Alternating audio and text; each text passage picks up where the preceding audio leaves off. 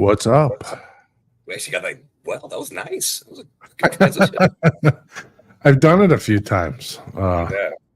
I get to switch my name on this one.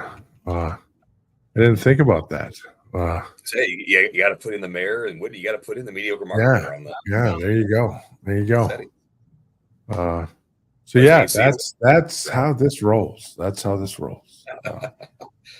Well, welcome back, everybody, to another Freight podcast. I'm your host, Robert Bain. With me, as always, is I'm Whitney Cowell. And we have a very special guest, kind of, but also like probably a regular. One of the co-founders of Freight Movement, founder of GLCS, logistician extraordinaire, nearly 30 years in the industry, and he is the mayor, Nate Johnson. Nate, welcome to your first Freight podcast. FR8 appreciate it. Yeah, and as I like to call it, we're as I've been hearing you say, another Freight podcast. So I love that. So that's good. Well, since that's what we need is another Freight podcast, right? Absolutely. Bingo. Awesome.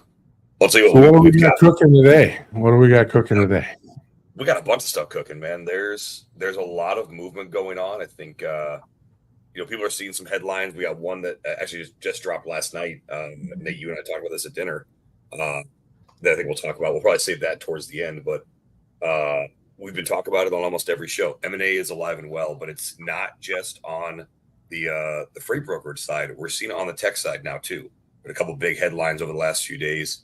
I wanted to chat through those a little bit, but we've got BestPass acquiring DriveWise, and then we've also got, and this is probably the bigger one, is Corber acquiring MercuryGate. So again, you've got consolidation of now tech services, which we've talked about a couple of times, Whitney, on the show, and Nate, you and I have talked about the side of this.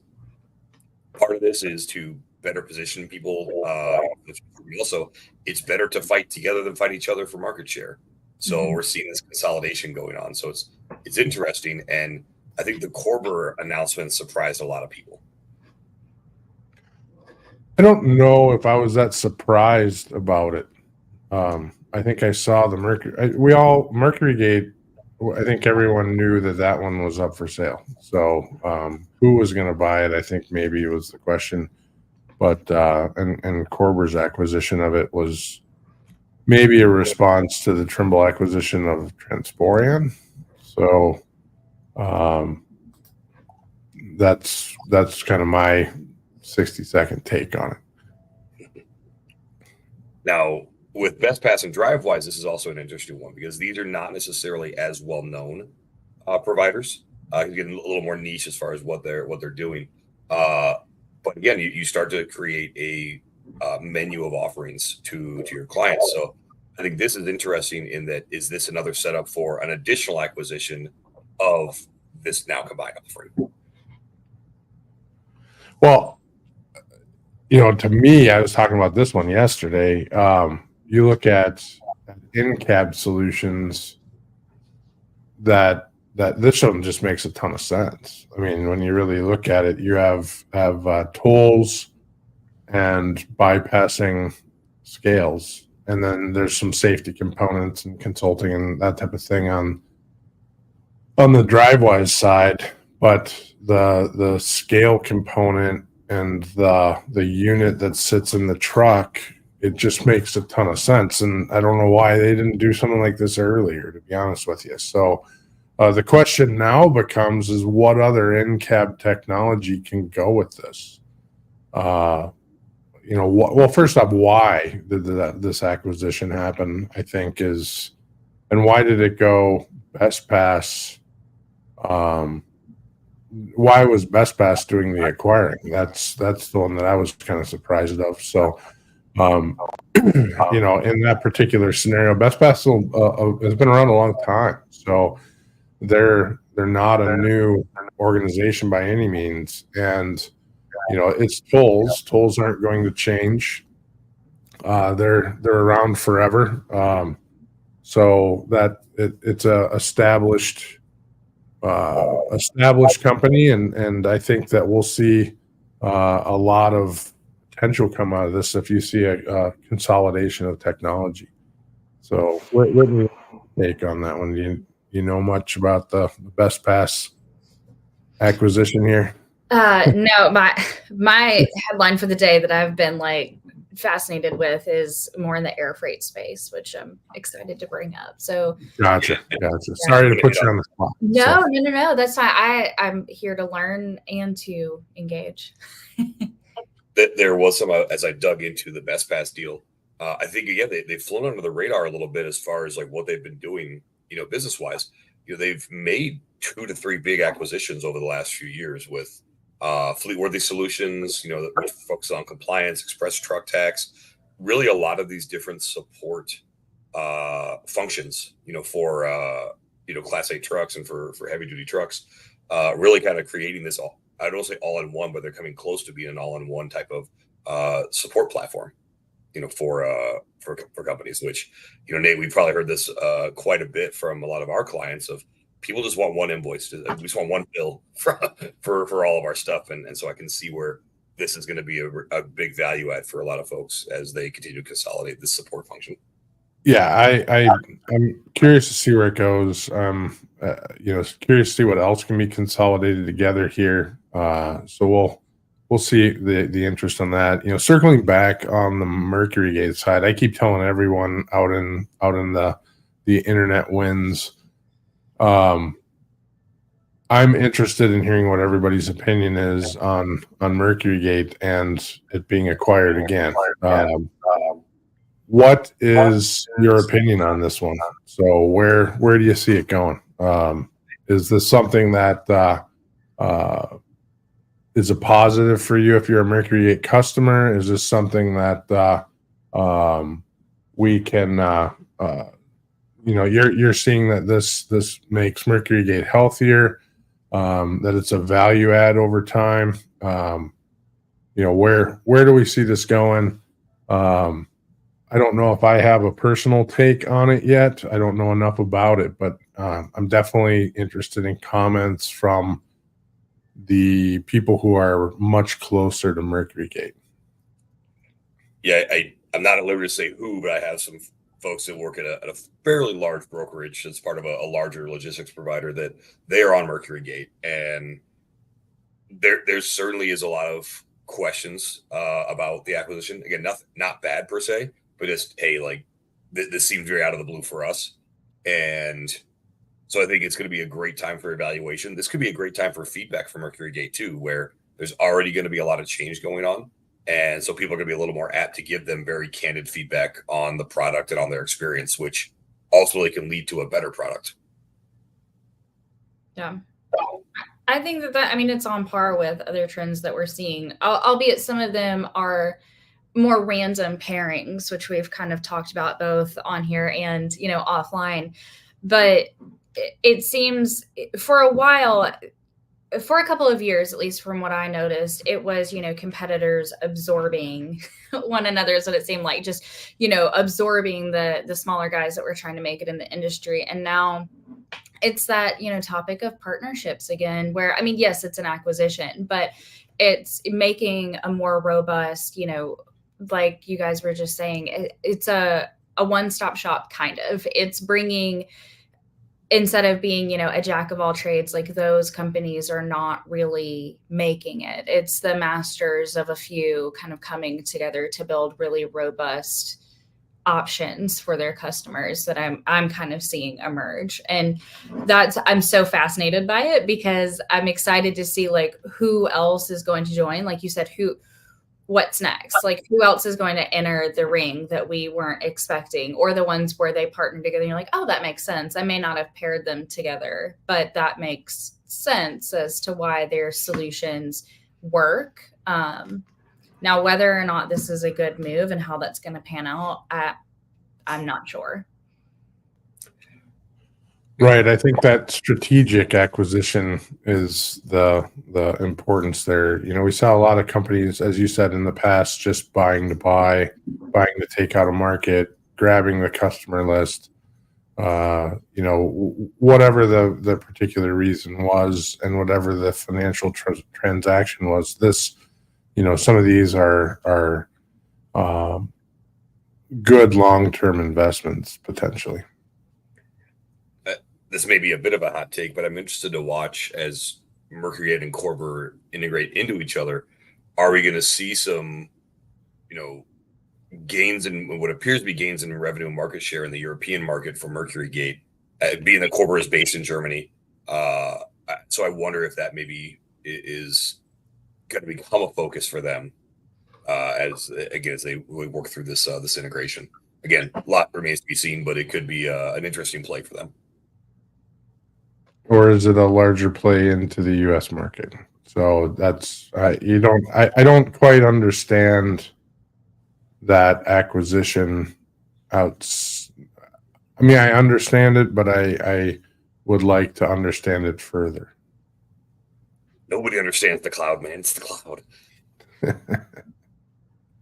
So I do want to pivot a little bit. Whitney, we were talking before the show about something, to be fair, like we don't necessarily know as deeply this space, but it is one that's interesting. That's around the air freight space.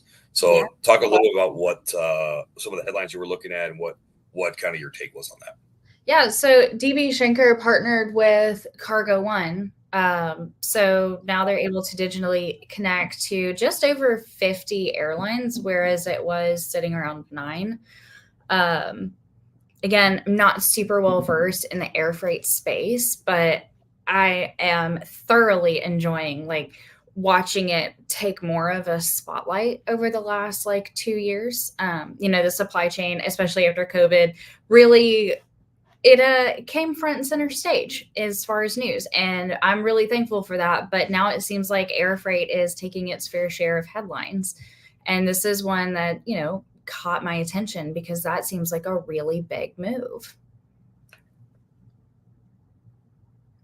Oop, I went muted, so I was getting some feedback there, so I muted out. But the and DB Schenker, I think, has made quite a few moves over the last few years with a few acquisitions. So on the tech side, I mean, I think this was largely different API connections from what I had picked up, and it's a lot of moving cargo. And we've seen on the air freight side, we've seen a lot of shift from the post office, a lot of shift from UPS to or from FedEx to UPS. We've seen, which is a substantial amount of freight. That's hundreds of planes that, or I think over 100 planes that were involved with air freight for the post office on that side, which is the largest postal carrier in the U.S.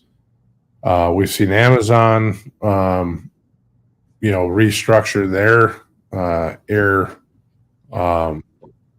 air fleet as well. So, looking at what DB Schenker did here, the various airlines are primarily, effectively they just integrated with all of them, and so that offers a better solution to their team that's moving that air freight. So that makes a lot of sense. The more companies that you're integrated to, the more information that you can get, the more capability you have to move your freight. Yeah, and just in time for peak season. I mean, it was all around, in my opinion, a great strategic decision to make, a great move. So yeah, that's like I said, one of the things I was just kind of following along. Yeah, peak season, which I hear came early this year. Well, but it was interesting, Whitney, as you were talking about that. So there was a very large DB Schenker hub, probably 1.5 miles from our house in Des Plaines, which then connects, basically directly to O'Hare Airport. And my wife actually made the comment that she had been seeing more DB Schenker trucks. She now notices over the last few years, the different trucks that are around, that there are more trucks running up and down Oakton and Mount Prospect Road, which is basically the corner of where this is. And so that's interesting that now, knowing that this partnership has gone on, certainly there were, beta testing and, other things that were going on. So O'Hare is a prime location for that because you have so many different cargo planes going in and out of there.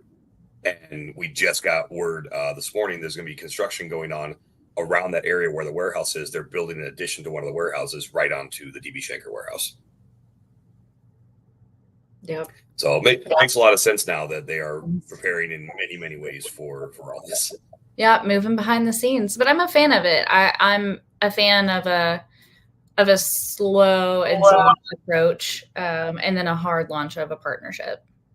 Yeah, absolutely. And Nate, to your point, we've definitely seen a rejiggering of a lot of different fleets. You're seeing, planes being decommissioned. You're seeing orders changing with different manufacturers, but you're seeing a big interest in freight overall because it does provide a very unique solution. Again, whether it's postal, whether it's going to be larger cargo, and I think Whitney brought up the point with the pandemic.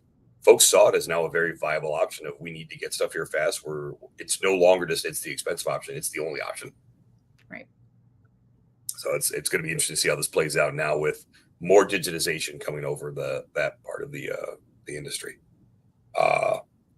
So pivoting again to Nate, what we talked about last night, we big headline of a carrier that's going to be shuttering operations, and that's Pride and the Pride group of companies.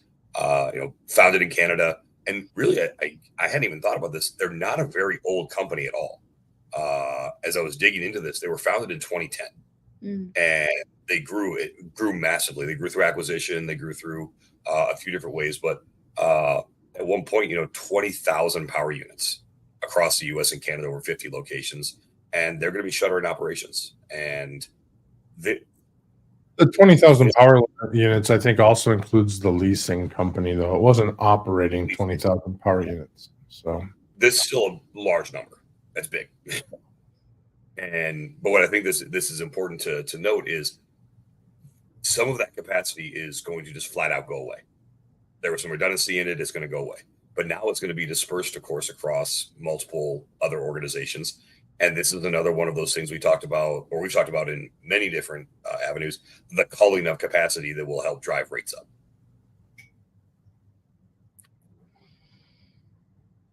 We'll see how that goes. Well, I mean, will it actually drive rates up? I was just pulling up their list of or their portfolio. And will you actually see? There's a lot of different companies involved here and different spaces. We've had one company already close. So I don't know if you're going to see. I mean, it's something like 300,000 trucks need to exit the market right now for us to clean up. So will we see things change? Will we see the rates adjust? I think if you're in the customer base of Pride, you may see some changes. But I'm going to guess people have been seeing this coming for a while. So no one's like yesterday when I saw that headline, I was not shocked. So if I'm a customer and I'm working with Pride, or if I'm a customer of Pride, I've probably already taken insurances to shore up my business around this. And so I'm not thinking that there's going to be as much of an impact here. And drivers, if drivers are going to be out in the market, that's probably the biggest concern is, are they going to get reemployment? So this may be part of that reduction, or they may end up rolling to another fleet and getting reseated. So I'll be curious to see how the driver force gets repositioned here more than I am the freight. I think the freight we won't see much in rate movement, I don't think. So when I first read about this, I was initially surprised that it happened. However, as Nate, we thought about it. You're right that this has been kind of a long time coming because they've been going through different restructuring of financing and different other instruments to kind of keep the business afloat. So again, I think this is another thing. If you're a shipper or if you're somebody who works with carriers, another thing to start asking questions about is are they having to do these types of things? I think a lot of folks are starting to look at these types of financial instruments to try to keep their business moving, and there is less and less appetite now because we're seeing closures going on for financial institutions to issue those types of instruments. And so that, again, I think is a new thing that people have to start thinking about as they look at who they partner with as a transportation provider. Yeah, I mean, didn't they file for bankruptcy earlier this year too? I feel like Arnold Transportation, or Arnold Brothers, whichever one it was, the Texas-based company that's owned by Pride, filed at that time. It wasn't they closed their doors. Yeah. Yeah, so definitely some signs were there. Yeah, it's domino effect once that starts happening. So as we kind of wrap the show a little bit, again, we always do kind of quick shows. These are not going to be the hour-long shows or anything like that. But we'll have a couple of things to touch on. So, in some positive news, and this is exciting, we're seeing some investment in the industry. Again, I don't know if you guys saw this or not, but Aurora Innovations did a public stock offering last week, $483 million. That's not a small chunk. No, I did not see that one. So yeah, so the raise closed on August 2nd, and so when you look at that, and you also look at like Lineage Logistics and their IPO, right? This is big money that's coming into the industry, and yes, it's a little different than VC or PE, but we're starting to see purse strings open up, even if it is the everyday buyer. But those are exciting things for folks that are around the space. Just the market moving in general is obviously a good thing. I'm just looking up Aurora, so that's a great move. So 400. I mean, it's a self-driving tech. The fact that you have an autonomous vehicle moving or especially a truck autonomous vehicle, getting $500 million in an IPO, that's an interesting one. So.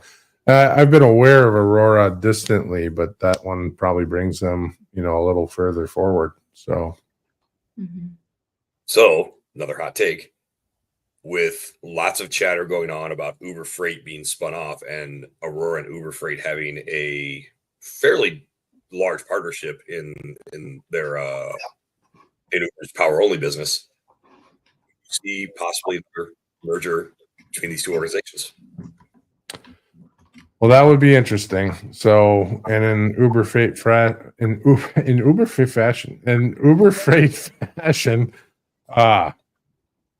we'll stay cutting edge. So that'll be, I still don't believe we're going to see trucks running all over the U.S. Unpiloted. I believe that there's going to be use cases, and we'll be seeing scenario, and I know it's happening today under very controlled circumstances, but I don't think we're going to see it widely deployed anytime soon, especially in populated areas, and especially in the north or in heavy weather conditions. And I just don't see that happening. And once we have some significant insurance claims pop up, I believe that'll put some heavy brakes on this scenario. Right, wrong, or indifferent. I mean, people can debate me all they want. It doesn't mean that I don't want it to happen, or I don't want the technology to advance. What I do want to see happen is that this technology makes the systems on the truck safer.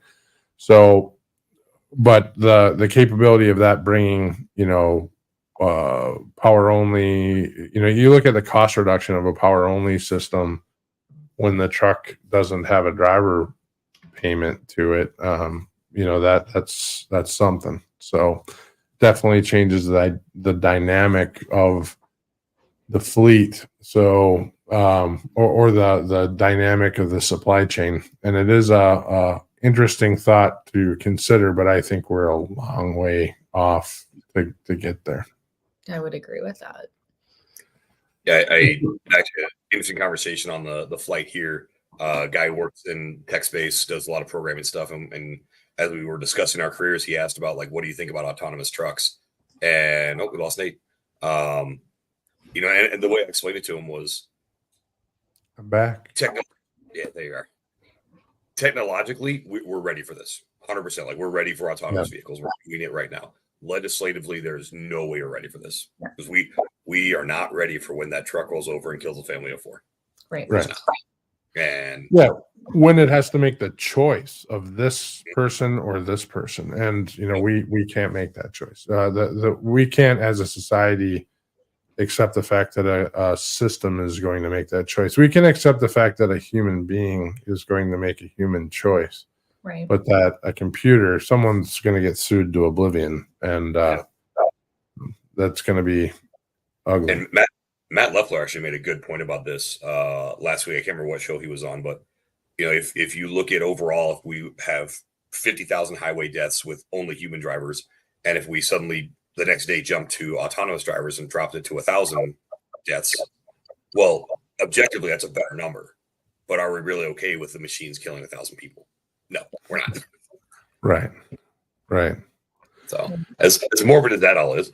Well, I mean, but it makes sense, like why we would not see this happen for a while, as far as like Uber Freight and Aurora, because Aurora's CEO was really, really specific in his wording about having like a very robust safety culture, and made like a couple of strong points about that in the announcement of all of this. And so that's why I agree with Nate, is like it'll be a slow burn as we see this integrate into the marketplace. The question becomes is if it's too slow of a burn, do we see things start to move faster? Do we see, there are two options that happen. Air freight becomes stronger and rail freight becomes more advanced. And that eliminates more and more freight moving on the road. Drones, etc. We see a lot of new capabilities, a lot of different things happening in the supply chain that can reduce truck transportation, which is something like 76% of U.S. supply chain is delivered by trucks. I'm probably off on that number. I have it in front of me somewhere, but I'm having technical issues today. So my computer didn't want to wake up this morning. So that number may get reduced over time. Now, final mile is going to get stronger. But so that final mile may go to, it already is basically 100%, but that longer, the middle mile may come down as we want things faster, cheaper, etc. So it'll be interesting to see what happens in the next 10 to 20 years as our technology increases to handle more capacity. We can't predict the future. So if we could, we wouldn't be sitting here talking. Yeah, it's another conversation for another day. The investments that are going into rail right now, but they're substantial. Yep, correct. So as we again wrap up the show here, a couple things to hit on. Make sure to follow, Freight Movement. Again, we are all about building community and bringing the right people together around the space to push the space forward, to make connections, to make networking, and to make freight great again. So make sure to follow Freight Movement on LinkedIn. Like, share, and comment. Thank you for the banner. And also, be sure to catch most of us at the Broker Carrier Summit here in October. Obviously, I'm very partial to this since I'm one of the board members, also a certified non-scumbag. Yeah, if you would have let me know, I would have worn my non-scumbag thing. I would have had my non-scumbag coffee mug. I have a non-scumbag. Maybe I have a non. I got all the non-scumbag stuff. So we got to get Whitney some. Yeah. But in other news, like along with the Freight Movement stuff, I'm hosting a little coffee meet and greet in the Chattanooga area. Not sponsored by anybody, but just as part of Freight Movement, getting to know the freight pros in the Chattanooga area. So join me at Frothy Monkey at lunch next Thursday. I love the name of that, the Frothy Monkey. It's a very small regional chain, but their drinks are delicious and they come out with new seasonal ones every year. Yeah, that's awesome. Wow. I love it. I love it. So yeah, BCS. I'll be at BCS Broker Carrier Summit. Excited about that.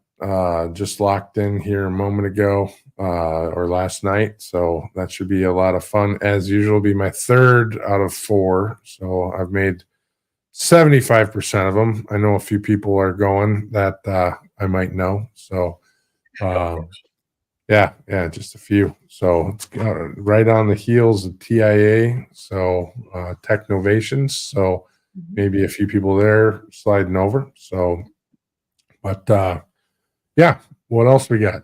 Or is that the end of today? I should be at Technovations, so You'll be at Technovations. Well, there we go. So Yeah. we got it all. We're working on that, but we may be there. Yeah. We're slowing our roll a little bit here, fourth quarter. So I'll be at Trimble. So we had a crew at Trimble, and then we're figuring out a few things. We're looking at F3 too. So there's so much travel. I cannot be at F3. That is I cannot not be at F3 because I'd be competing the weekend after if I was not going to try to fly from Chattanooga to Connecticut to weigh in after conferencing for a week. There was no chance I was doing that. So much conferencing. So that's the problem with the fall is it starts in September, fairly early. Actually, for me, it really starts in August, and then it doesn't end until like December. So it's like every other week or every week until December. So I'm trying to slow roll it. So I'm already on like conference number 16 or whatever for the year. So that's a lot. So all right. Well, do you guys wrap this up any particular way, or shall we just bow out? No, we said, hey, thanks for joining us, and we'll see you next time on another Freight Podcast. Bye, guys. See ya.